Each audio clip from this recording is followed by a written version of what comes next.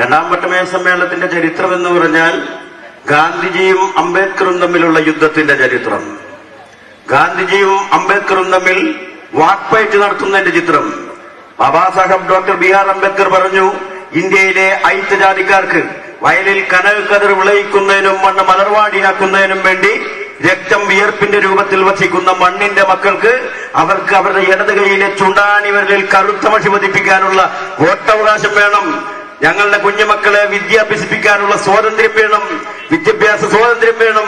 അധികാരത്തിന്റെ അപ്പങ്ങളും മീനുകളും രുചിച്ചു നോക്കിക്കൊണ്ട് ഉയരങ്ങളിലേക്ക് ഉയർന്നു പറക്കാൻ കഴിയുന്ന തരത്തിൽ ഭരണമേധാവിത്വ തലങ്ങളിലേക്ക് കടന്നു വരാനുള്ള ഉദ്യോഗ സംവരണം വേണം. അത്തരത്തിലുള്ള പ്രത്യേക പരിരക്ഷകൾ വേണം.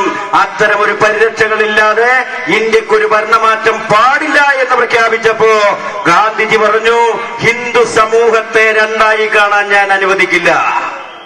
ഗാന്ധിജി പറയാ. അപ്പൊ അംബേദ്കർ പറഞ്ഞു, ഞങ്ങൾ എങ്ങനെ ഹിന്ദുക്കളാകും?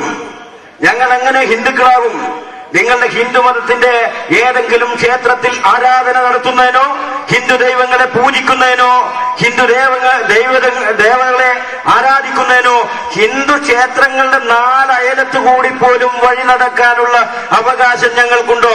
പട്ടിക്കും പശുവിനും പാമ്പിനും പന്നിക്ക് പോലും വഴി നടക്കാമായിരുന്ന വീതികളിലൂടെ അമ്പലമുറ്റങ്ങളിലൂടെ വഴി നടക്കുവാനുള്ള അവകാശം പോലും ഇവിടത്തെ അധസ്ഥിത ജനവിഭാഗത്തിന് നിഷേധിക്കുമ്പോൾ ഞങ്ങൾ എങ്ങനെ ഹിന്ദുക്കളാകും?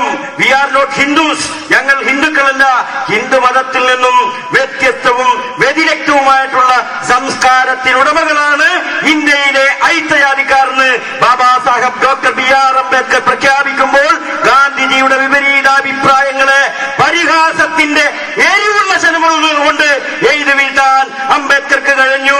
പരാജിതനായിട്ടുള്ള ഗാന്ധിജി രണ്ടാം വട്ടമേശ സമ്മേളനത്തിൽ നിന്നും ഇറങ്ങിപ്പോയി.